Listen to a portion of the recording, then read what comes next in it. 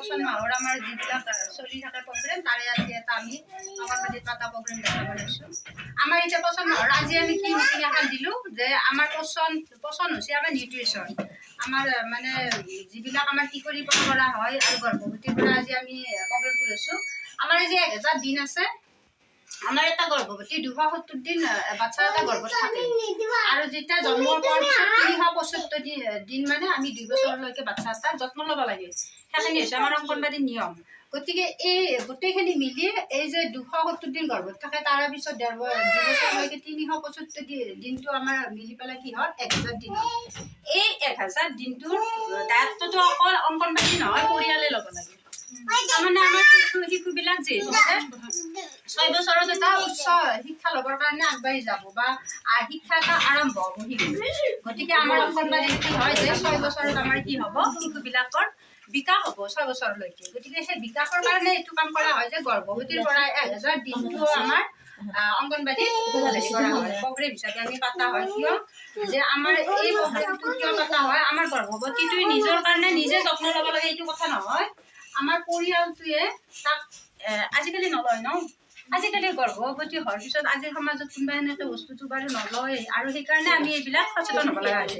Actually বোৱাৰীটো হয়নে নহয়, বোৱাৰীটো যেতিয়া গৰ্ভধাৰণ কৰে তেতিয়াতো গৰ্ভধাৰণ কৰাৰ পৰা পৰিয়ালটোৱে চাব লাগে যে পৰিয়ালটো কেনেকৈ চাব লাগিব, শিশুটো যাতে সুস্থ হৈ থাকে, শিশুটো যাতে সুস্থ হৈ থাকে। আৰু সেই মৰ্মে আমি যিখিনি খুৱাব লাগে তাৰে আজি কিছুমান আমি সংগ্ৰহ কৰিছোঁ, বেছিকৈ নকৰিলেও। এতিয়া চাওক গুৰ মিঠাইটো আমাৰ আইৰণ বেছি। এই যে গুৰ মিঠাইটো দেখাই দিছোঁ মই, এটা গৰ্ভৱতীৰ কাৰণে বা গৰ্ভৱতী দুয়োটাৰ কাৰণে আমাৰ কি হয় গুৰ মিঠাই সেইখিনি সময় শিশুটোৰ তুমি পিছত খাবা, মই তোমাক মই খুৱাম হে, এতিয়া তুমি বহা পিছত খাবা। এই যে চাচোন তাক মাতি আনাচোন তোমাৰ লগটো ট্ৰেইনটো যাওক।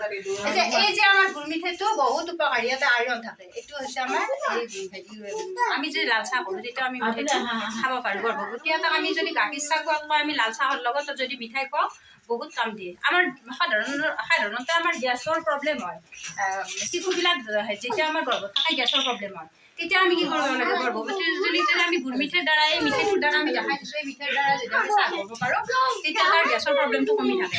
এইবিলাক কথা একচুৱেলি জানাটো দৰকাৰ, ৰুটিন চিষ্টেমত কৰিব লাগে কাৰণে আমি অংগনবাড়ী।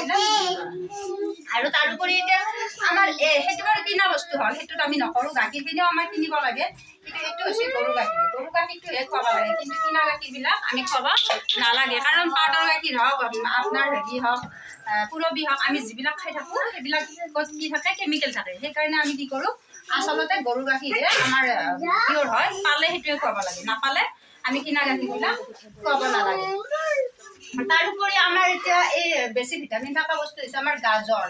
গৰ্ভৱতী সময়ৰ পৰা আমাৰ যি আমাৰ 1000 দিনৰ ভিতৰত আমি দায়িত্ব লওঁ, একচুৱেলি প্ৰসূতিলৈকে আমি মহিলাজনীক দায়িত্ব লওঁ, আৰু যেতিয়া প্ৰসূতিটো 6 মাহ পাৰ হৈ যায় শিশুটো তেতিয়া আমি মহিলাগৰাকীক দায়িত্ব লোৱা যায়। গতিকে এই যিখিনি সময়ত আমাৰ এই বস্তুবিলাক লাগে, গাজৰটো আমাৰ কিনা বস্তু হয় বাৰু, এইটো কোনোবাই খাব পাৰে কোনোবাই নোৱাৰে, মই সেইখিনি দুয়োটাই দেখাই দিছোঁ।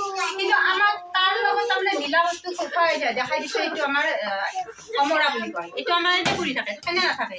কিন্তু আমি যদি ভাবোঁ আমাৰ গাজৰতকৈ ইয়াত ভিটামিন বেছি, কিন্তু আমাৰ ৰাস্তাত পৰি থাকে। এইটো তাৰমানে চি ভিটামিন থাকে, যিবিলাক পঢ়া টেঙা থাকে সেইবিলাকত চি ভিটামিন থাকে, আমাৰ স্কিনৰ কাৰণে বহুত দৰকাৰী। সেইটো আমি কৰি এতিয়া আৰু আমাৰ এইটো কি আছে এইটো জাহাজৰ আইৰণ বেছি, আমাৰ যিকলটো আমি খুৱাব লাগে।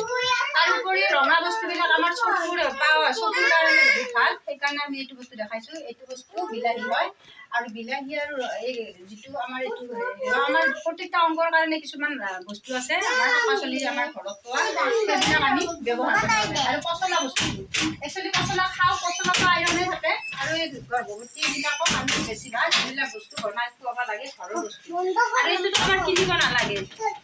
তাৰোপৰি এইটো আমাৰ ঘৰতে পোৱা বস্তু পচলা, এইটো বাৰু কিনিব লাগে, তথাপিতো আজিকালি আমাক এনেকুৱা এটা চিষ্টেম দিছে যে আমাৰ কিটচেন বাগিচা থাকে, তাতে বনাব পাৰে আমি কলটো। সেনেকৈ আমি বনোৱাৰ কাৰণেও প্ৰস্তুত হৈ আছোঁ। আমাৰ কিছুমান ওপৰৰ পৰা আমাৰ চেণ্ট্ৰেল গভৰ্ণমেণ্টে কিছুমান আমাক ঠিক কৰি দিছে যে আমি ঘৰত বনোৱা বস্তু খাব লাগে, সেইকাৰণে কিটচেন বাগিচাও আমাক বনাব দিয়ে, আমি তাতে কলো আমি বনাব পাৰোঁ। তাৰোপৰি তাৰে লগত আমি কি কৰিব পাৰোঁ, কচু আমি বনাই ল'ব পাৰোঁ। কিটচেন বাগিচা থাকিলে দুটা যদি কচু বনাই লওঁ, আমাৰ 100 কচু হ'লেও কি হয় আমি বেছি খাব নালাগে, আমি 4 খালেও আমাৰ আইৰণ বহুত থাকে কিন্তু আমাৰ মানুহবিলাকে কি কৰে কিনা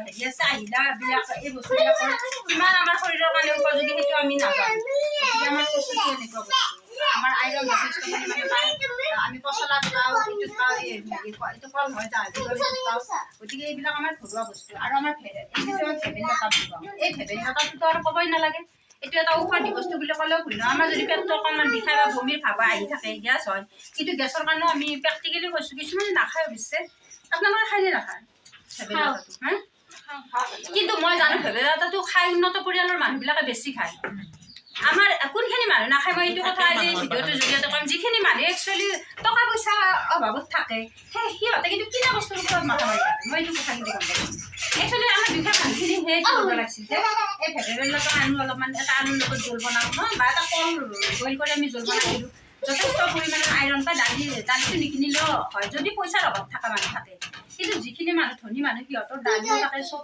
বাহিৰাও কিছুমান বস্তু সংগ্ৰহ কৰে তাৰ উপৰি বস্তুবিলাক সিহঁতে বিচাৰি খায় গতিকে আমাৰ এইখিনি গাঁৱত পাতিব লগা হয় আমাৰ তেনেকৈ বস্তুবিলাক পোৱা যায় গতিকে আজি আৰু দীঘলীয়া নকৰোঁ এইবিলাক মিটিং পাতি থাকোঁ আজি ইমানতে সমাপ্ত কৰোঁ নাকি